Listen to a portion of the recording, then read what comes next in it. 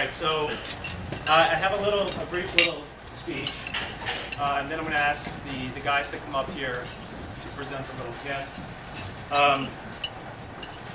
First off, I'd like to thank everybody for coming out tonight to attend my father's special occasion. 60 years young. It's a pretty big deal, right? Yeah.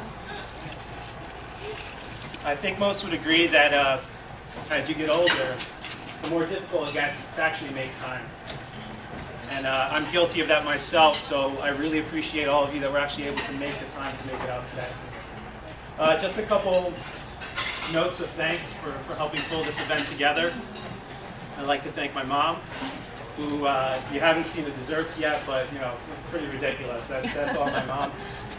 The special touches that my sister put together, the photos that you see on the tables, the invitations, even the cake. I don't know if anybody's seen the cake yet. It's pretty impressive. I also like to thank Rui, because he's been an instrumental part in bringing together a very special group of guys. And I'm going to get to that in just a minute, but it was a major part of bringing this thing together. Okay. Finally, I'd like to thank my father, of course. I'd like to thank him for being the man that he is. All right. More specifically, his compassion, discipline, and unyielding support have been a vital part of helping our family remain unified over the years. His influence, in conjunction with my mother, has guided both my sister and I to become the individuals that we are today. It's something that we'll always be eternally grateful for. And for that, I thank him. So, ladies and gentlemen, can you please offer up a round of applause for my father?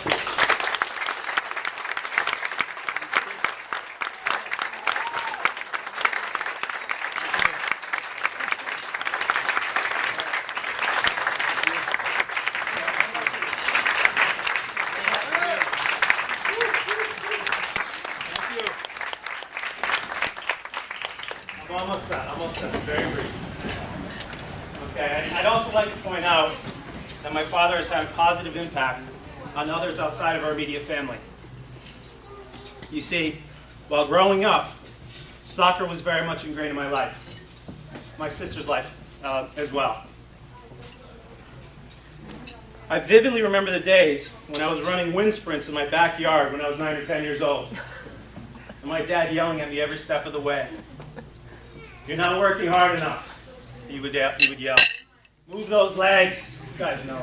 I mean, you've been there. What do you expect? We're Portuguese, right? You got to get them started very young. So my father was my coach as far back as I could remember. For the longest time, I used to think that the only reason he bothered coaching was for me and for me alone. Well, that may have been the reason why it started out that way. But to my surprise, when I left for Shelton High School and a new coach in 1994, he quickly accepted a new coaching position for Colby Cathedral High School. I was both shocked and tremendously confused. When I selfishly asked him, "Why are you doing this? Why are you coaching other kids that are not me?" Right? And he said the following words that I'll never forget, and he probably doesn't even remember he said them to me. "These kids need my support just as much as you do. Not all of them have a chance to become great soccer players, but all of them have a chance to become great men." And when he said those words, I was just blown away. I was like, wow. I didn't completely understand it at the time, but I later realized that my father had forged a special bond and commitment to the very same guys I grew up playing soccer with. The very same guys that are sitting over there today. Their presence here today is a gift in of itself, and I thank you guys very much for being here.